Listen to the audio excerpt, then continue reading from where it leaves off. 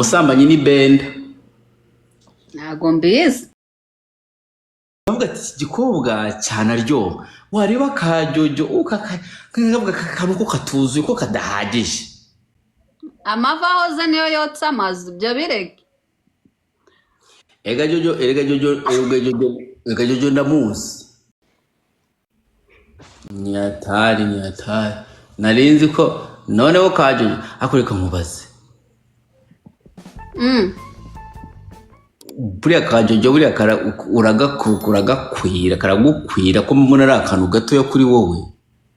Ubwo uratangiye anywira ibiki? Okay, katuryohere.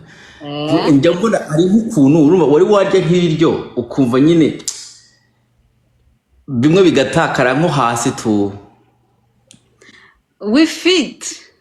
Wifito.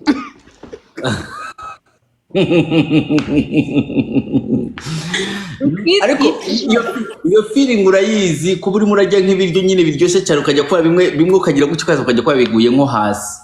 Ibyo biryo rero sinakongera kubirya.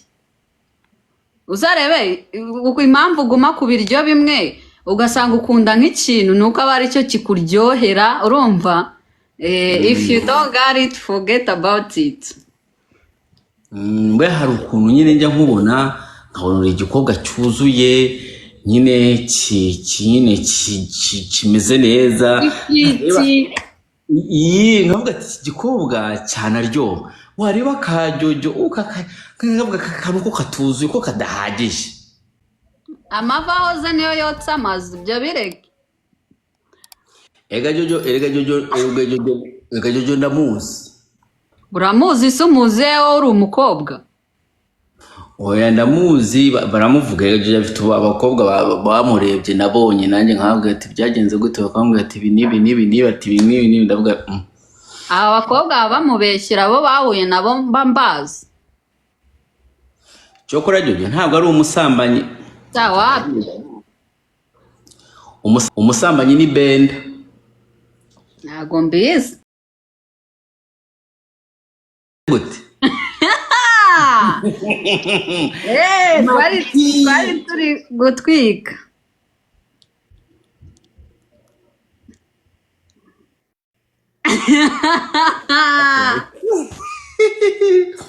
Reka ngukorera akantu wakoze kanshimishije. Ujye wangu cheers ku gakofi.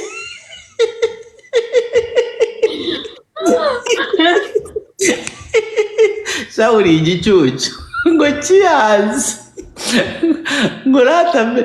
Turi turabambeshyi turi tukundana. Cheers ku gakofi, cheers. Nese nyine ndi turi inshuti, cheers ku gakofi nyine. Ahubwo ndanagafumbuye. Nawe cheers ku gahenesi. Ako duswa udaheruka no usko nta kintu cyawe meruka wamaye umwaka mushya.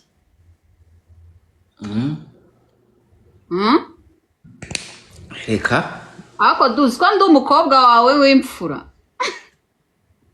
Abandi ari babucura. Ndakurira nka kwibwira. Uranyibwira kangahe se?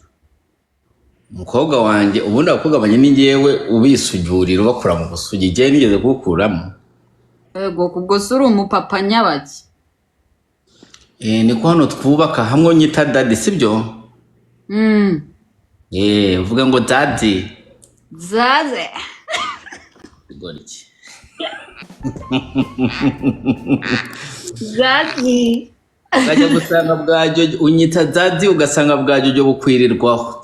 Bwirirwa kuri ndako duwajya ugabanya amagambo y'ibishego. Bwirirwa kuri ndimbura mukoro birirwaho. Okay, ni mubikora nijoro ntabwo babirirwaho. Nijoro nijoro sibi kibakora. Ko umuntu aba yinanira. Ntabwo bakwirirwaho, basi ntabwo bakwirwaho bakuraraho. Bandaraho nduburiri. Ntabwo bakwirwaho ntabwo bakuraraho. Wapi nta kimwe. Nge ntabwo baba bakwirwaho bakuvuga n'abakuraraho bakuvuga. Abavuga bavuga amagambo. Amagambo se ahubwo n'ubu ngubu azashira sibyo? Ashira. Rikareka. Biracyakomeje. ese wari wumvishe iki ko nevo navuga ko birirwa bakuvuga bakarara bakuvuga amagambo wowe wumvishe interuro uhise uyihindura oya bakuvuga ako twenda amagambo kuyoboye ko usonze mu ifu y'ibishegu wajya bagusonze mu ifu y'ibishegu bakajya baminjira mana yanjye mbega abantu rero ko nawe basigaye bavuga ko kuri akasa mutwe gute ese reka nkubaze bamenya gute ko ikintu umuntu icyo arimo aranywa ari inzoga kuri TikTok uri kuyishyiramo ntabwo ni mbona ese iri cupa umenya gute ko ari icupa ry'inzoga yego TikTok urega igira amarobo nk'ubu narindi kwikoraho gutya bahita bama restriction ngo nuzanga ibintu ngo byo kwisexuaza ngo kuri live rero uyishyizeho n'icyo kunywa bahita ngo uri kurarura abantu ntabwo avuga kwisexuaza gukoresha ijambo nyaryo ibintu byo kwitubaza kuri live oya mbivuze mu byanjye muri slang zanjye ngo kwisexual ese bwa bugambo ariko sha nkunda abakobwa ndibuka bwa bugambo mwajyaga mumbwira wowe na hajya bagore ka benda bakita gute erega ndakibagiwe Shakira hajya bakita Shakira bamwita Shakira ugasimba nkazi neza rega kaya ntawe karatwika bihagije ako wajya ureka kubeshya Shakira ntago umuzi Shakira agiye tuziranye he barabazi buriya bwo gasimba mbuzi neza mbona bwikira aho njyewe nzi wowe si wowe number one dancer mu gihugu of course ariko nawe oya ariko n'abandi ububazi barumuna banjye ububazi bande njye nzi wowe ubundi njye simenya abantu batatu njye menya abantu babiri gusa uzi nde nande nzi wowe n'uwa kabiri simuzi neza ubwo nawe wasanga uri umuyaga wasanga turi kuvugana ukavuga ngo nzi wowe undi nawe mwavugana ukamuga ngo niwuzi Shakira se Shakira we namubwira ko kurusha ikibazo cyawe rero nta nubwo nabwira nka Shakira ngo arakurusha mbaza ngo kubera iki nk'ubu ka Shakira ko karashobora kwicecekera kakihorera ntikagire n'ikintu nk'ubu ngo baraza kabwira ati Dumba yagukomye n'iki kicecekere nayo wowe ubyumvisha bituma amagara ngo Dumba ngo dusha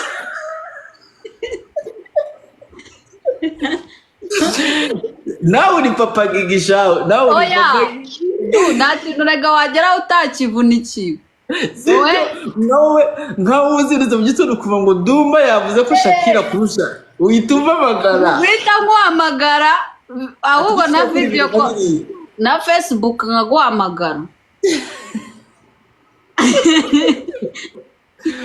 uzi rero jye niyo mpamvu ngukundira ibyo ngukundira kwirwana ubundi umuntu wirwanaho jyewe Nese utirwanyeho ninde wakurwanaho ko iyi mihanda bari ibisazi ariko akagabo kawe ni opposite yawe nako ingufu zako ni zero ni nkawe ni uhindu wowe ureba hari akakareba hari uzakareka ngo haye imyaka 2 asiye myaka ejo bundi wari uri kuma amezi 4 ubu ngubu amne yarashize umaye 2 ubizagenda bite uracyarwarije guri cyana cyiza ndabizi kuri murarwaririza oya urarwaririze kinini cyane gasigaye gakora ubu video wagira ngo inuza za corona bazigize kandi noneho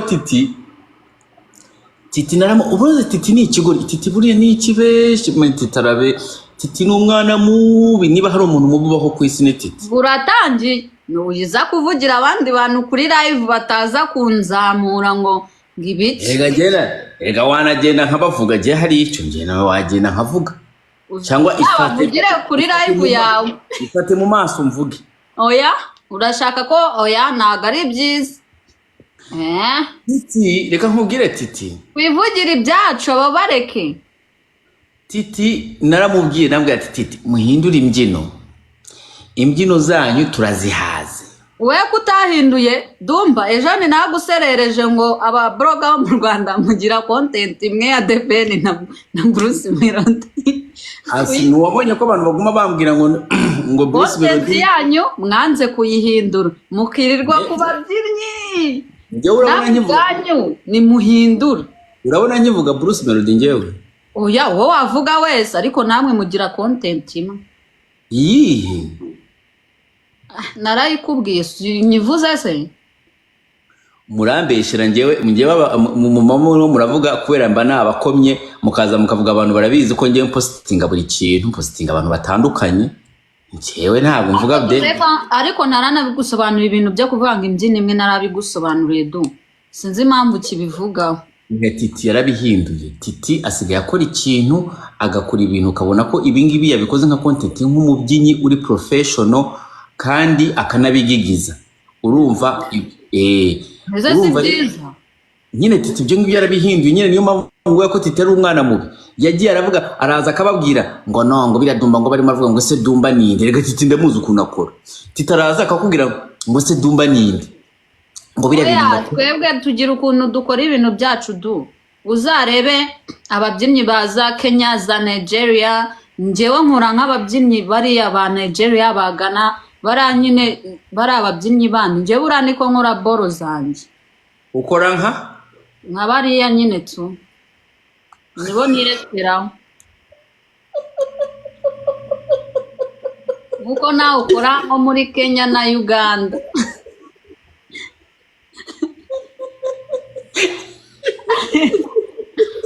Saburi ikigoryi wabuze umuntu ugusetsa bakora gute se bakora gute oya uko bakora nawe urabizi bakora gute uretse ko utamwiye uko bakora nese urashaka ko nkubwira password yanjye y'ukuntu nkora kandi ari password y'akazi kanjye sha cyo kuri uru wa mbere nkanikurikira ahubwo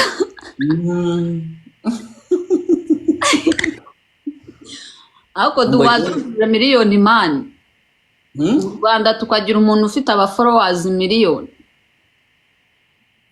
ngiye kubikora ingo pe nukuri oya ubu ngubu ukuntu byagiye